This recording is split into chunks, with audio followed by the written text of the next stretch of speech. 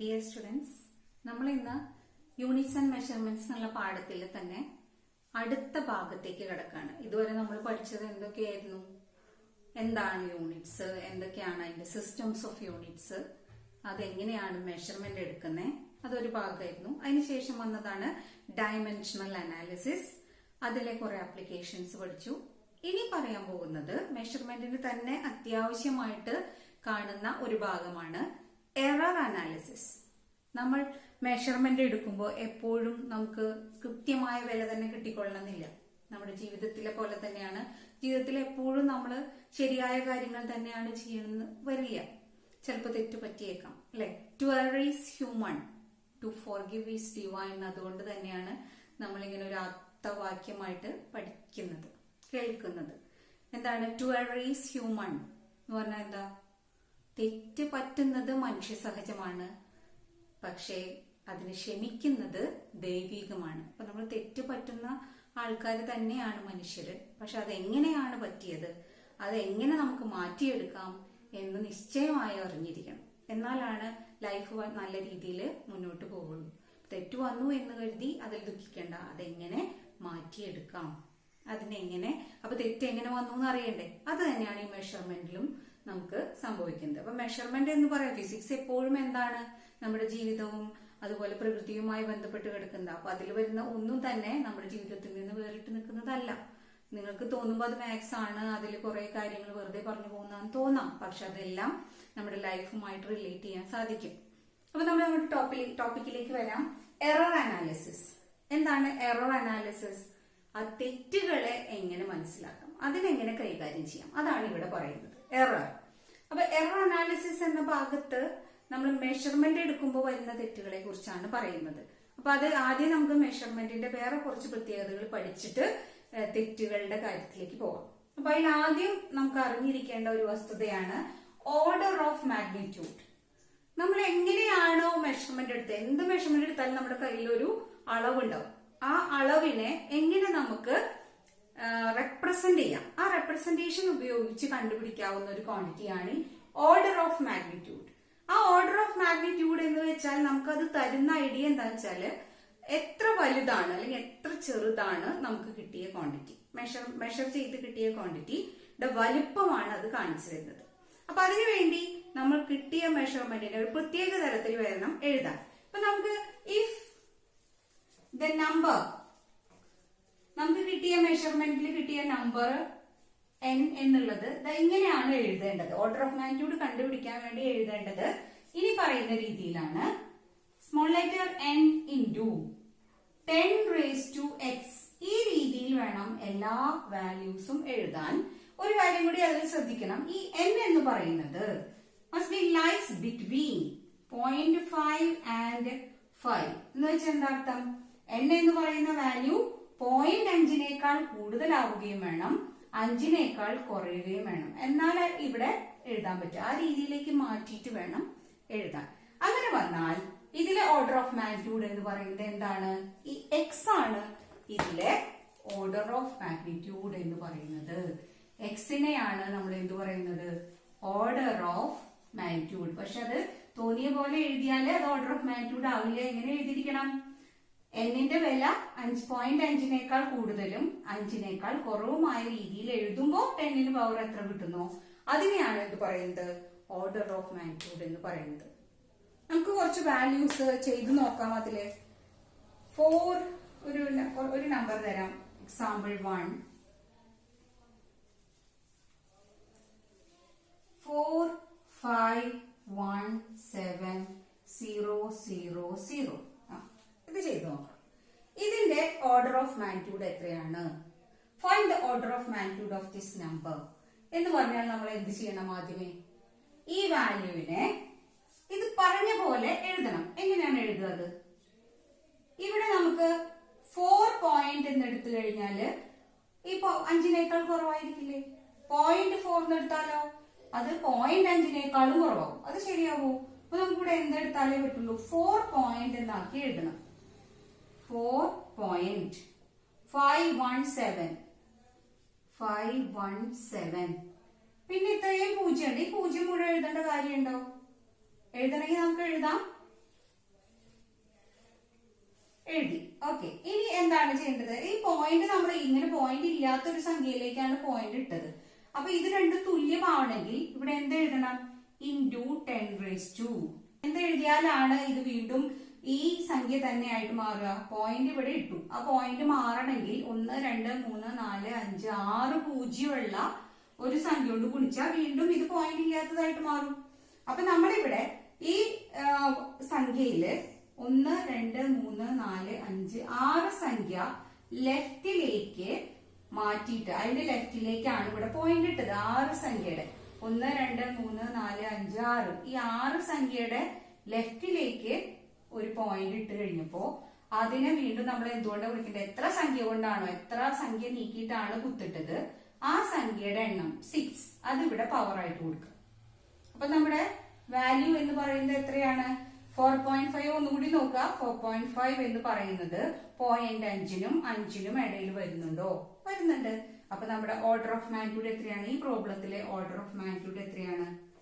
Order of magnitude is 6 അല്ലെ? ഈ പവറിനെ കണ്ടുപിടിച്ച് അത് എഴുത വേണ്ടു. ഇത്രയാണ്. അപ്പൊ വളരെ എളുപ്പത്തിൽ ഇത് മനസ്സിലാക്കാം. പക്ഷെ ഈ പോയിന്റ് നീക്കുന്ന കാര്യം ഒന്ന് ശ്രദ്ധിക്കണം എന്ന് മാത്രം. അടുത്ത വാല്യൂ 92800. ഇതാണെങ്കിലോ ഇതിനെങ്ങനെയാണ് ഓർഡർ ഓഫ് മാഗ്നിറ്റ്യൂഡ് കണ്ടുപിടിക്കുന്ന രീതിയിലേക്ക് ആക്കുക? ഇവിടെ നമുക്ക് പോയിന്റ് ഇടണം അല്ലെ? പോയിന്റ് ഇടണമെങ്കിൽ എന്ത് വേണം? ആ ഇടുന്ന സംഖ്യ എന്തിന്? ഇപ്പൊ നമ്മളിവിടെ എന്തെടുത്തു? 9 പോയിന്റ് എടുക്കാന്ന് വിചാരിക്കും. ഇവിടെ 4 പോയിന്റ് എടുത്തേ. അതുപോലെ 9 പോയിന്റ് എടുക്കുകയാണെങ്കിൽ ആ 9 എന്ന് പറയുന്ന വില ഇതിനിടയിൽ വരും. 5നും 0.5നും ഇല്ല. അപ്പൊ എന്തെടുക്കണം? 0.9 ആയാലോ? 0.92800. ഇപ്പൊ 0.9 എന്ന് പറയുന്ന വാല്യൂ ഈ ബാക്കിയെല്ലാം വന്നാലും 0.92800 എന്ന് പറയുന്നത് എന്തിനിടയിലാണ്? 0.5നും 5നും ഇടയിലാണ് വരുന്നത്. അപ്പൊ നമുക്കിവിടെ എത്ര സംഖ്യയാണ് ഇങ്ങോട്ട് നീക്കി കുത്തിട്ടത്? 5. അപ്പൊ അതിന് തിരിച്ച് പഴയ ഫോമിൽ ആക്കണമെങ്കിൽ 10⁻5 കൊണ്ട് ഗുണിച്ചേ പറ്റൂ. അപ്പൊ ഇവിടെ ഓർഡർ ഓഫ് മാഗ്നിറ്റ്യൂഡ് എത്രയാണ്? ഓർഡർ ഓഫ് മാഗ്നിറ്റ്യൂഡ് ഈസ് 5 അല്ലെ? അപ്പൊ ഓർഡർ ഓഫ് മാഗ്നിറ്റ്യൂഡ് കണ്ടുപിടിക്കാനുള്ള വഴി എങ്ങനെയാണെന്ന് മനസ്സിലായല്ലോ. ഇപ്പൊ നമ്മൾ കണ്ടുപിടിച്ചത് മുഴുവൻ പോയിന്റ് എങ്ങോട്ടിട്ടതാണ്? ലെഫ്റ്റിലേക്കാണ് ഇട്ടത്. അപ്പൊ നമുക്ക് വന്നതൊക്കെ പോസിറ്റീവ് വാല്യൂസ് ആയിരുന്നു അല്ലെ? വേറൊരു എക്സാമ്പിൾ എടുത്തു നോക്കാം. എക്സാമ്പിൾ 3. 0.000761 ഇങ്ങനെ ഒരു വാല്യൂ ആണെങ്കിലോ നമ്മൾ എങ്ങനെ എടുക്കേണ്ടത്? ഇതിൽ ആദ്യത്തെ സംഖ്യ എന്താക്കണം? ഇവിടെ നിന്നുള്ളത് വേണം. ഈ 0 ഇട്ടാൽ ശരിയാവില്ല അല്ലെ? കാരണം ഈ വാല്യൂ എന്താണ്? 0.5നേക്കാൾ ചെറുതാണ്. 0.000 എന്ന് പറഞ്ഞാൽ വളരെ ചെറിയ വാല്യൂ ആണ്. നമുക്ക് അതിനെ ഈ n എന്നുള്ള ഇവിടെ എഴുതുന്ന നമ്പർ 0.5നും ഇതിനിടയിൽ വരുന്ന പോലെയാക്കി മാറ്റണം. അപ്പൊ ഏതാ ഇടാൻ നല്ലത്? പോയിന്റ് ഇങ്ങോട്ട് നീക്കി 0.7 ആക്കിയാൽ ഇതിന്റെ ഇടയിൽ വരുമോ നോക്കാം. 0.7 വരും. അപ്പൊ 0.761 എന്ന് എഴുതി. 0.761 ഇതും ഈക്വൽ അല്ല. അപ്പൊ ഈക്വൽ ആക്കണമെങ്കിൽ ഇവിടെ എന്തിടണം? 10⁻² എന്ന് പറഞ്ഞിട്ട് എന്തെങ്കിലും ഇടണം. എന്താണ് ഇവിടെ സംഭവിച്ചത്? നമ്മൾ ഇവിടെയുള്ള പോയിന്റ് ഇങ്ങോട്ടാണ് നീങ്ങിയത് അല്ലെ?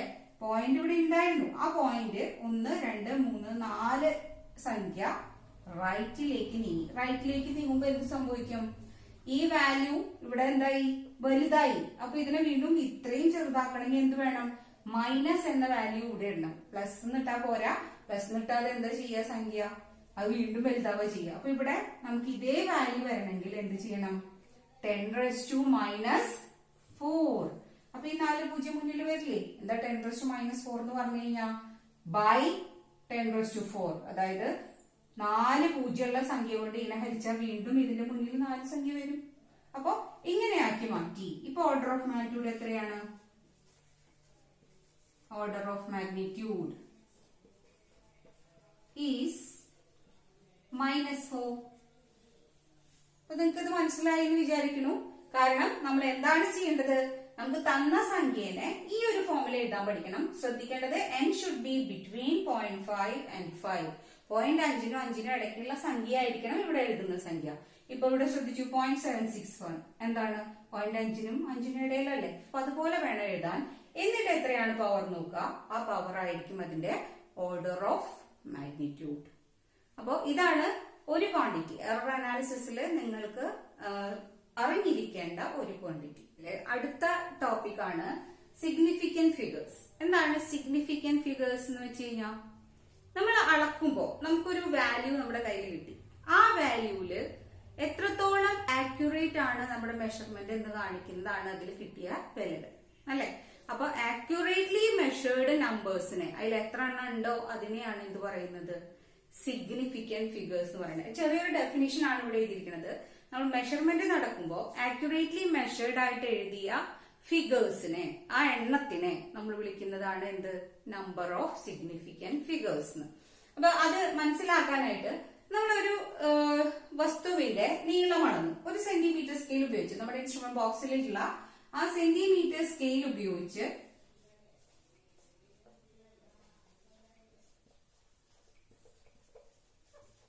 വിത്ത് സെന്റിമീറ്റർ സ്കെയിൽ നമ്മൾ കയ്യിലുള്ള വെച്ചിട്ട് നീളം അളന്നപ്പോ എത്ര വരെ അളക്കാം, നമുക്ക് പോയിന്റിന് ശേഷം ഒരു ഡിജിറ്റ് വരെ അളക്കാം സാധാരണ സെന്റിമീറ്റർ സ്കെയിൽ. അപ്പൊ കിട്ടിയത് 1.2 സെന്റിമീറ്റേഴ്സ് ആണ്.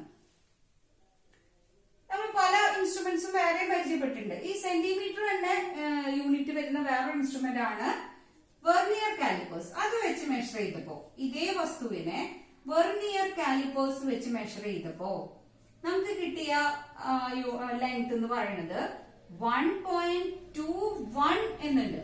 1.21 സെന്റിമീറ്റർ. പോയിന്റ് കഴിഞ്ഞിട്ട് 2 സംഖ്യ. കാരണം വെർനിയർ കാലിപ്പേഴ്സിന്റെ ഇപ്പോ നമ്മൾ ഉപയോഗിക്കാൻ എടുത്ത വെർനിയർ കാലിപ്പേഴ്സിന്റെ ലീസ്റ്റ് കൗണ്ട്, ഈ LC എന്ന് പറഞ്ഞ എന്താണ്, ലീസ്റ്റ് കൗണ്ട്. അതിലെ അളക്കാവുന്ന ഏറ്റവും ചെറിയ വിലയാണ് ലീസ്റ്റ് കൗണ്ട് എന്ന് പറയുന്നത്. That is 0.01 centimetre. അതായത് പോയിന്റിന് ശേഷം 2 ഡിജിറ്റ് വരെ മെഷർ ചെയ്യാം. അതിൽ ഏറ്റവും മെഷർ ചെയ്യാവുന്ന ഏറ്റവും ചെറിയ വിലയാണ് ലീസ്റ്റ് കൗണ്ട് എന്ന് പറയുന്നത്.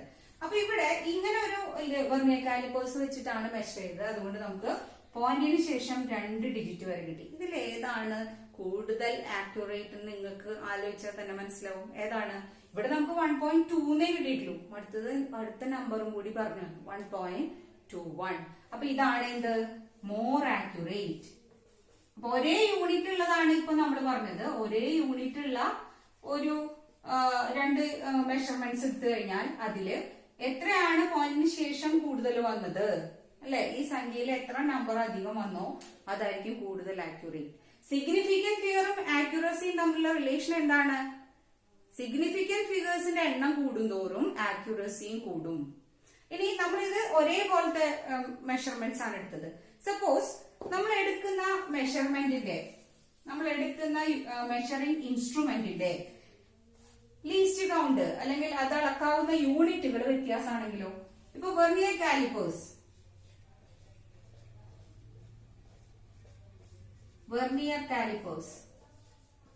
കാലിപ്പേഴ്സിന് അളക്കുന്ന യൂണിറ്റ് ഏതാണ്?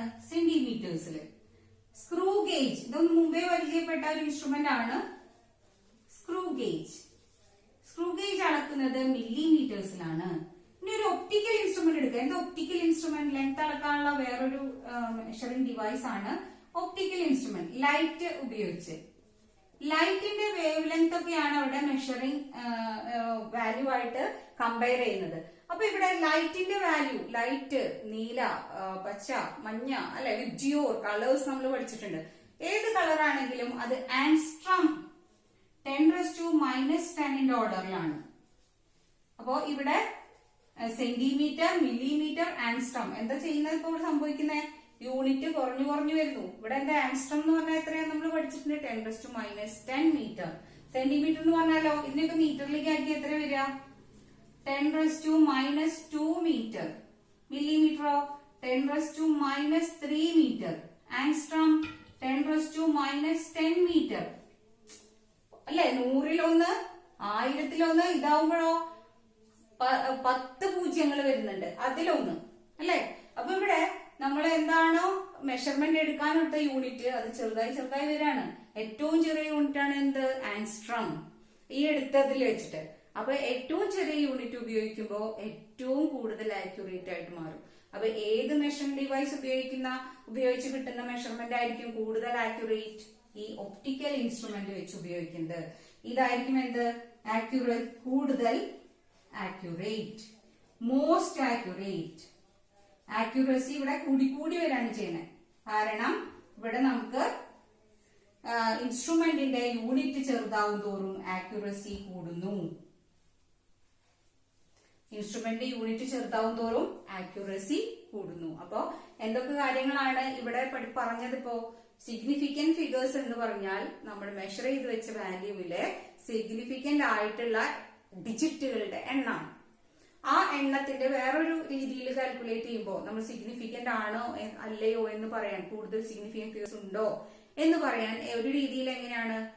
ഒരേ യൂണിറ്റ് ഉപയോഗിച്ച് മെഷർ ചെയ്യുമ്പോൾ എങ്ങനെയാണ് കൂടുതൽ ആക്യുറസി വരിക അത് പറയും. പല യൂണിറ്റുകൾ ഉപയോഗിച്ച് മെഷർ ചെയ്യുമ്പോൾ അതിൽ ഏതാണ് കൂടുതൽ ആക്യുറേറ്റ് ആവുക അതും ഇപ്പൊ നമ്മൾ ഡിസ്കസ് ചെയ്തു.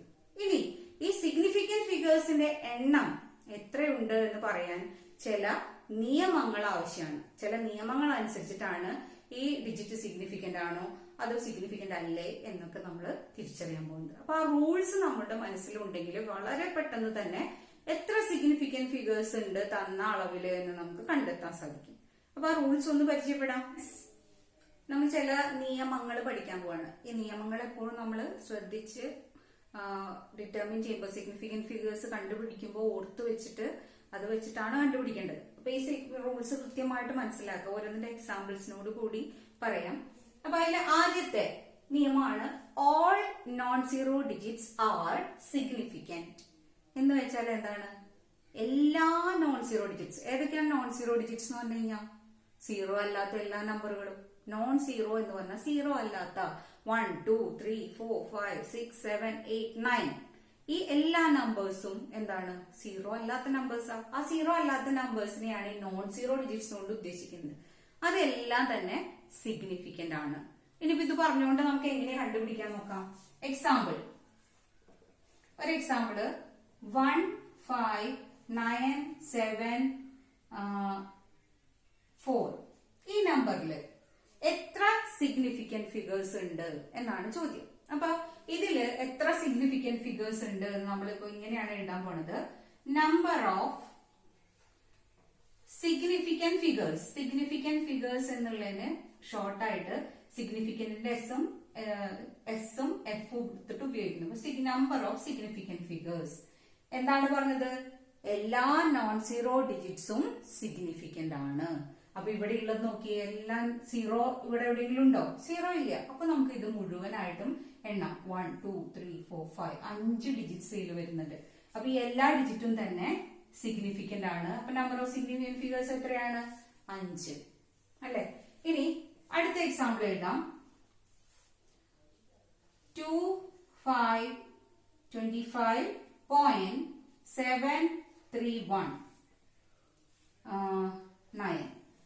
ഇതിലൊരു ഡെസിമൽ പോയിന്റും കൂടി വന്നു. ഒരു പോയിന്റ് ഇട്ട സംഖ്യയാണ്. എന്നാലും ഇവിടെ ഈ നിയമത്തിൽ വ്യത്യാസമൊന്നുമില്ല. എന്താണ്? സീറോ അല്ലാത്ത എല്ലാ നമ്പറും സിഗ്നിഫിക്കന്റ് ആണ്. അപ്പൊ എത്രയുണ്ട്? 1 2 3 4 5 6 6 സിഗ്നിഫിക്കന്റ് ഫിഗേഴ്സ് ഉണ്ട്. അപ്പൊ നമ്പർ ഓഫ്, ഇപ്പൊ ഇതും കൂടി ഷോർട്ട് ആക്കാണ്, number of significant figures is എത്രയുണ്ട്? 6. അപ്പൊ നിങ്ങൾക്കിത് വളരെ എളുപ്പമാണ് ഓർത്തിരിക്കാൻ. ഇനി അടുത്ത റൂളാണ് ഓൾ സീറോസ്. ഇനി സീറോ ആണ് പ്രശ്നക്കാരൻ. സീറോ വരുമ്പോഴാണ് അത് സിഗ്നിഫിക്കന്റ് ആണോ അല്ലയോ എന്നുള്ള സംശയം വരുന്നുണ്ടോ. ബാക്കി ഡിജിറ്റ്സിന്റെ കാര്യം ഒരിക്കലും സംശയിക്കേണ്ട, അതെല്ലാം സിഗ്നിഫിക്കന്റ് ആണ്. അപ്പൊ സീറോ വരുമ്പോ ചില നിയമങ്ങളാണ് ഈ പറയുന്നത്. All zeros between the non zero digits R significant. എന്താ അർത്ഥം? അപ്പൊ ഇവിടെ ഒരു എക്സാമ്പിൾ എഴുതാം. 1 0 0 2 5. ഈ നമ്പറില് സീറോസ് ഉണ്ട്, 2 സീറോസ് ഉണ്ട് ഇവിടെ അല്ലെ. ഈ 2 സീറോസും എങ്ങനെയാണ് ഇരിക്കുന്നത്? ഇത് നോൺ സീറോ ഡിജിറ്റിന്റെ ഇടയ്ക്കാണ്, ഇടയിൽ വരുന്ന സീറോസ്. അതാണ് പറഞ്ഞത് between the non zero digits. Zero അല്ലാത്ത 2 ഡിജിറ്റുകളുടെ ഇടയിൽ വരുന്ന സീറോസ് എല്ലാം സിഗ്നിഫിക്കന്റ് ആണ്. അപ്പൊ നമ്മൾ ഇതില് നമ്പർ ഓഫ് സിഗ്നിഫിക്കന്റ് ഫിഗേഴ്സ് എന്ത് എഴുതാം? നമുക്ക് എണ്ണി നോക്കാം. 1 2 3 4 5 അല്ലെ? അപ്പോ എത്രയുണ്ട്? 5. ഇനി ഒരു ഡെസിമൽ പോയിന്റ് വരുന്ന ഒരു നമ്പർ ആണ് തന്നതെങ്കിലോ 7.01208. ഇതില് 2 സീറോസ് ഉണ്ട്. പക്ഷെ എന്താണ്, അത് 2 സ്ഥലത്താണ്. കുഴപ്പമുണ്ടോ? ഒരു കുഴപ്പമില്ല. കാരണം ഇതിന് എന്താണ്, ഇടയിലാണ് വരുന്നത്. ഇടയിൽ വരുന്ന എല്ലാ സീറോസും എന്താണ്, സിഗ്നിഫിക്കന്റ് ആണ്. അപ്പൊ what is the number of significant figures in this measurement? 1 2 3 4 5 6 എല്ലാം നമ്മൾ എഴുതി. അപ്പൊ ഇത് ഈ 2 നിയമങ്ങൾ വെച്ച് ചെയ്യാൻ വളരെ എളുപ്പമാണ്. 2 നിയമവും നിങ്ങളുടെ മനസ്സിലായി എന്ന് വിചാരിക്കുന്നു. അടുത്തത്, ഏത് നമ്പറിനെയും നമുക്ക് എങ്ങനെ റെപ്രസെന്റ് ചെയ്യാം? ഇതുപോലെ റെപ്രസെന്റ് ചെയ്യാം. നേരത്തെ പഠിച്ചു ഓർഡർ ഓഫ് മാഗ്നിറ്റ്യൂഡിൽ അല്ലെ, തരുന്ന നമ്പറിനെ നമുക്ക് ഇതുപോലെ റെപ്രസെന്റ് ചെയ്യാം. ആ റെപ്രസെന്റ് ചെയ്ത് കഴിഞ്ഞാൽ ഈ ഭാഗം നമുക്ക് സിഗ്നിഫിക്കന്റ് ഫിഗേഴ്സ് എണ്ണം എടുക്കുമ്പോ എടുക്കേണ്ട ആവശ്യമില്ല. അതാണ് ഈ rule. If in A number in the form of n into 10⁻⁴ ഇങ്ങനെ ഒരു ഫോമിലാണ് നമുക്ക് നമ്പർ വരുന്നതെങ്കിൽ അതിലെ power of 10 is not considered by taking the significant figures.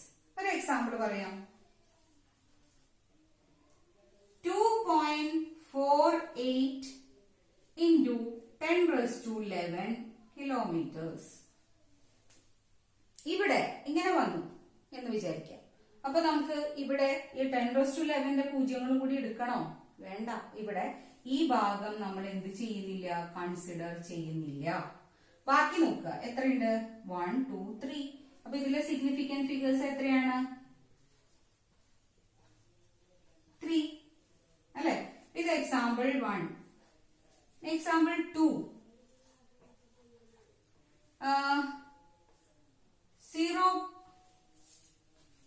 0 വേണ്ട, നമുക്ക് 0യുടെ ഇങ്ങനത്തെ ഒരു കേസ് വരുന്നേ ഉള്ളൂ. അപ്പൊ ഒരെണ്ണം നോക്കാം. അവിടെ 9.2010 into 10⁻³ ഇപ്പൊ ഈ നമ്പറിൽ എത്ര സിഗ്നിഫിക്കന്റ് ഫിഗേഴ്സ് ഉണ്ട്?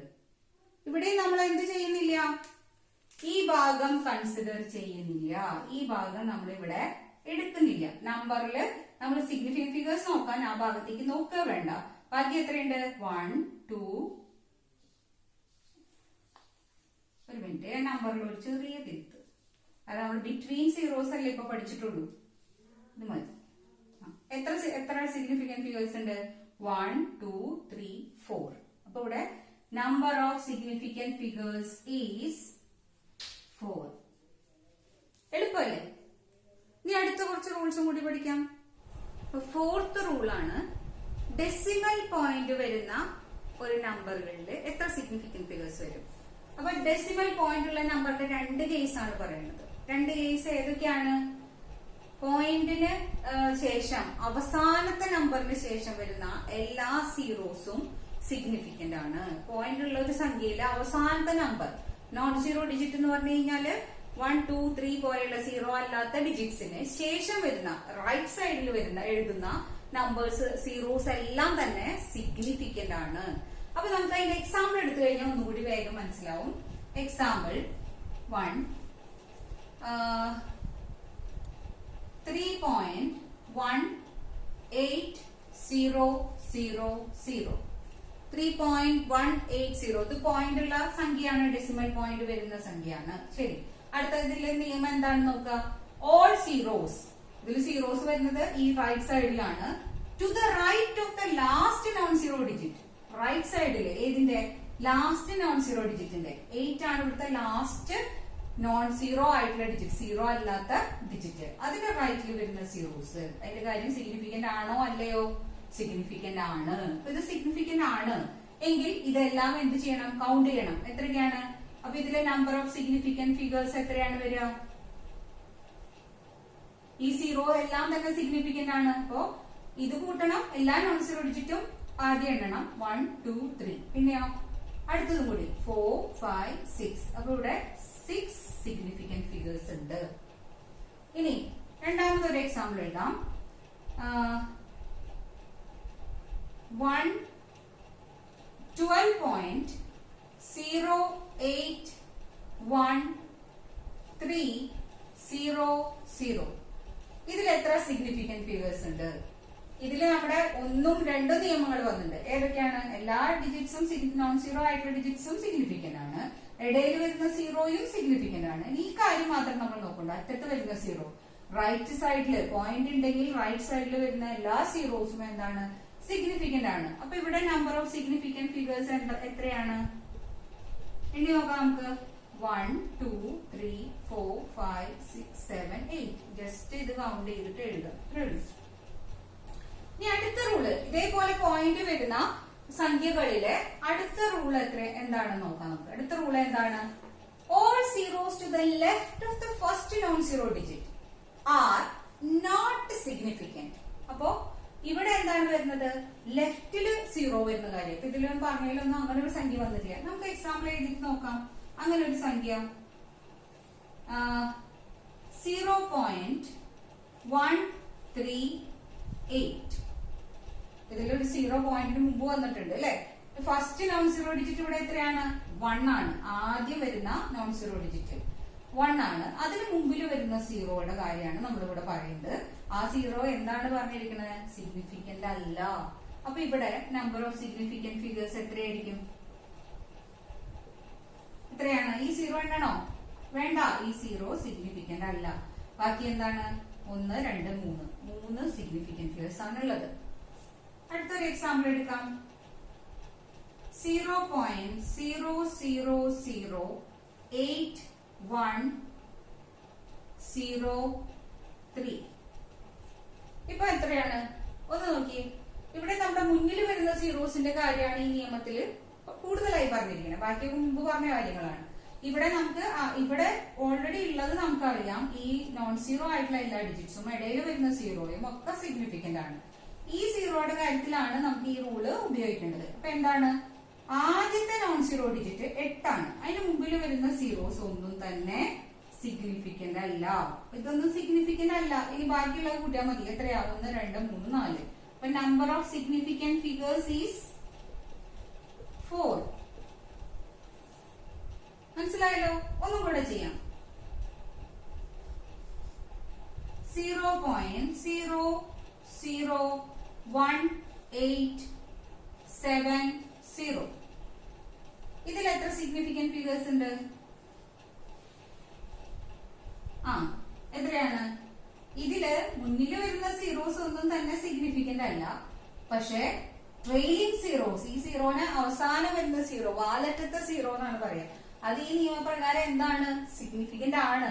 അപ്പൊ ഇവിടെ ഇതൊക്കെ സിഗ്നിഫിക്കന്റ് ആണ്. അപ്പൊ എത്ര സിഗ്നിഫിക്കന്റ് ഫിഗേഴ്സ് വരും? 4. അപ്പൊ സിഗ്നിഫിക്കന്റ് ഫിഗേഴ്സ് എന്ന് പറഞ്ഞാൽ അതിൽ എത്രയാണ് സിഗ്നിഫിക്കന്റ് ആയിട്ടുള്ള ഫിഗേഴ്സ് എന്ന് ഈ റൂള് വെച്ചിട്ട് എണ്ണി നോക്കേണ്ട കാര്യമേ ഉള്ളൂ നമുക്ക്. ഇവിടെ നമ്മൾ ഒരു ഹോൾ നമ്പറിന്റെ കാര്യമാണ് എടുക്കുന്നത്. അതായത് ഡെസിമൽ പോയിന്റ് ഒന്നും ഇല്ലാത്ത ഒരു നമ്പറാണ്. അങ്ങനെയുള്ള നമ്പറുകൾ വരുമ്പോ അവസാനത്തെ സീറോസിന്റെ കേസാണ് പറയുന്നത്. കാരണം മുന്നിൽ നമ്മൾ സീറോ ഇടാറില്ല. ഹോൾ നമ്പർ വരുമ്പോ പോയിന്റ് ഉണ്ടെങ്കിൽ മാത്രം മുന്നിൽ സീറോ ഇടാറുള്ളൂ. പോയിന്റ് ഇല്ലാത്തൊരു സംഖ്യ ആയതുകൊണ്ട് അവസാനത്തെ സീറോ, ട്രെയിലിംഗ് സീറോസിന്റെ കേസാണ് ഇവിടെ പറയുന്നത്. റൈറ്റ് സൈഡിൽ എഴുതുന്ന സീറോസ് അത് ചില സമയത്ത് സിഗ്നിഫിക്കന്റ് ആവില്ല, ചില സമയത്ത് സിഗ്നിഫിക്കന്റ് ആവും. അത് എപ്പോഴാണ് സിഗ്നിഫിക്കന്റ് അല്ലാത്തത്, എപ്പോഴാണ് സിഗ്നിഫിക്കന്റ് ആവുന്നത് കൃത്യമായി മനസ്സിലാക്കി വെക്കണം. ഇവിടെ പറയുന്നത് എല്ലാ സീറോസും സിഗ്നിഫിക്കന്റ് അല്ല. എപ്പോ? ഇത് ഒരു റൈറ്റ് സൈഡിൽ കിടക്കുന്ന റോൾ നമ്പറിന്റെ സീറോ ആണെങ്കിൽ. പക്ഷെ സിഗ്നിഫിക്കന്റ് ആവുന്നത് എപ്പോഴാണ്? അത് നമ്മൾ മെഷർമെന്റിൽ നിന്ന് കിട്ടിയ വിലയാണെങ്കിൽ അതിലുള്ള റൈറ്റ് എൻഡിൽ കിടക്കുന്ന എല്ലാ സീറോസും സിഗ്നിഫിക്കന്റ് ആണ്. അപ്പൊ പറയുന്ന കേസ് രണ്ടും ഒന്ന് തന്നെയാണെന്ന് ആദ്യം ശ്രദ്ധിക്കാം. നമുക്ക് എക്സാമ്പിൾ പറയാം, അതായിരിക്കും കുറച്ചും കൂടി എളുപ്പമാവാം. എക്സാമ്പിൾ 1. ഇപ്പോ ഓൾ നമ്പർ ആണ് എഴുതുന്നത് 20700. ഇതില് എത്ര സിഗ്നിഫിക്കന്റ് ഫിഗേഴ്സ് ഉണ്ട്? ഇവിടെ വേറെ ഒന്നും പറഞ്ഞിട്ടില്ല. 20700. ഈ നമ്പറില് നമുക്ക് നമ്പർ ഓഫ് സിഗ്നിഫിക്കന്റ് ഫിഗേഴ്സ് എന്ന് പറയുന്നത് അവസാനത്തെ ഈ സീറോസ് ഒന്നും തന്നെ ഇവിടെ എന്തല്ല? സിഗ്നിഫിക്കന്റ് അല്ല, നോട്ട് സിഗ്നിഫിക്കന്റ്. അപ്പോ ഇവിടത്തെ വാല്യൂല് എത്രയാണ് സിഗ്നിഫിക്കന്റ് ഫിഗേഴ്സിന്റെ എണ്ണം? 3 അല്ലെ. ഒരു എക്സാമ്പിളും കൂടി പറയാം. 820. ഈ നമ്പറിൽ എത്ര സിഗ്നിഫിക്കന്റ് ഫിഗേഴ്സ് ഉണ്ട്? ഇതിലും അവസാനത്തെ നമ്പറിലെ അവസാനത്തെ സീറോ, ട്രെയിലിംഗ് സീറോ, റൈറ്റ് സൈഡിലുള്ള വാലറ്റത്ത് വരുന്ന 0 സിഗ്നിഫിക്കന്റ് അല്ല. അപ്പൊ number of significant figures is 2 അല്ലെ. ഇനി ഇതേപോലെ തന്നെയുള്ള നമ്പർ ആണ് ഈ നമ്പർ നമുക്ക് വരുന്നത് ലെങ്ത് ഈക്വൽ ടു ഇതേ നമ്പർ ഞാൻ എഴുതാണ് 20700 യൂണിറ്റും കൂടി എഴുതാം സെന്റിമീറ്റർ. ഇപ്പോ ഇതൊരു മെഷർമെന്റ് ആയിട്ട് കിട്ടിയ വാല്യൂ ആണ്. അപ്പൊ ഈ സീറോസ് എല്ലാം തന്നെ സിഗ്നിഫിക്കന്റ് ആണ്. അപ്പൊ എത്ര സിഗ്നിഫിക്കന്റ് ഫിഗേഴ്സ് വരും? Number of significant figures is 5. ഇങ്ങനെ തരാം. അല്ലെങ്കിൽ നിങ്ങൾക്ക് ഇപ്പോ ഞാൻ വേറൊരു എക്സാമ്പിൾ, ഇത് രണ്ടും കൂടി ചേർത്തിട്ട് ഒരു എക്സാമ്പിൾ തരാം. ഇഫ്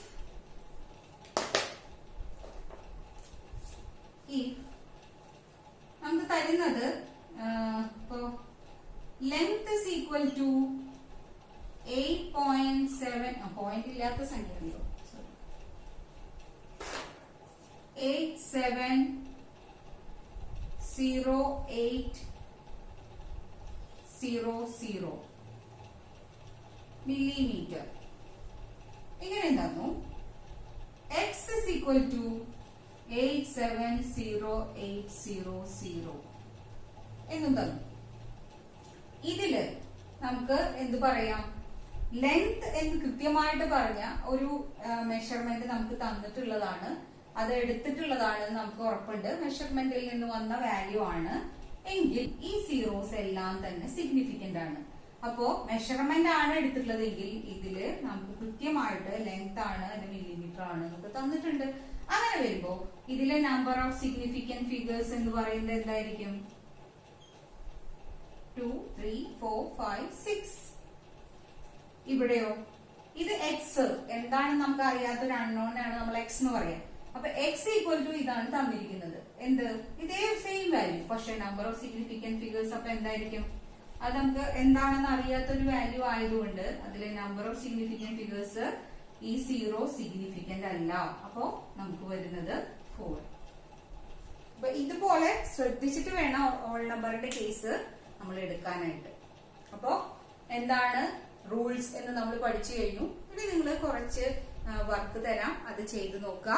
അതിൽ വളരെ എളുപ്പമാണ്. ഈ പറഞ്ഞ റൂൾസ് ഒക്കെ ഉപയോഗിച്ചിട്ട് എത്ര സിഗ്നിഫിക്കന്റ് ഫിഗേഴ്സ് ഉണ്ടെന്ന് കണ്ടുപിടിക്കാം. ക്വസ്റ്റ്യൻസ് എന്നതിന് മുമ്പ് നമുക്ക് ഒരു കാര്യം കൂടി വേണമെങ്കിൽ റൂളായിട്ട് തന്നെ നിങ്ങൾക്ക് എഴുതാം. ഒരു കാര്യം കൂടി ഇവിടെ ശ്രദ്ധിക്കേണ്ടത്, by changing unit the number of significant figures does not change. എഴുതി വയ്ക്കുക. റൂളായിട്ട് വേണമെങ്കിൽ റൂളായിട്ട് എഴുതി വയ്ക്കാം. ഇതിന് ഒരു എക്സാമ്പിൾ ആയിട്ട് പറയാം. അപ്പൊ നമുക്ക് 2020 ഇത് മീറ്ററിലാണ് തന്നിരിക്കുന്നത്. അപ്പൊ ഇതിൽ എത്ര സിഗ്നിഫിക്കന്റ് ഫിഗേഴ്സ് ഉണ്ട്? 4 സിഗ്നിഫിക്കന്റ് ഫിഗേഴ്സ് ആണ് ഉള്ളത്. ഇതിനെ നമുക്ക് എന്താക്കി മാറ്റാം? കിലോമീറ്റേഴ്സിലേക്ക് കൺവേർട്ട് ചെയ്യാം. എന്താ വരിക? 1000 കൊണ്ട് ഹരിച്ചാൽ മതി. അതായത് 2.020 കിലോമീറ്റർ. ഇതിൽ എത്ര സിഗ്നിഫിക്കന്റ് ഫിഗേഴ്സ് ആണുള്ളത്? Number of significant figures is 4 അല്ലെ. ഇത് മെഷർമെന്റ് എടുത്തിട്ട് കിട്ടിയതാണ്. അതുകൊണ്ട് നമുക്ക് ഇതിൽ 4 സിഗ്നിഫിക്കന്റ് ഫിഗേഴ്സ് ഉണ്ട്. ഇത് തന്നെ നമുക്ക് ഇൻ കിലോമീറ്റേഴ്സ് എഴുതിയപ്പോഴാണ് യൂണിറ്റ് മാറ്റിയിട്ട് ഇൻ കിലോമീറ്റേഴ്സ് നമ്മൾ എഴുതിയപ്പോ ആ വാല്യൂ ഇങ്ങനെയായി. ഇതിൽ എത്ര സിഗ്നിഫിക്കന്റ് ഫിഗേഴ്സ് ഉണ്ട്?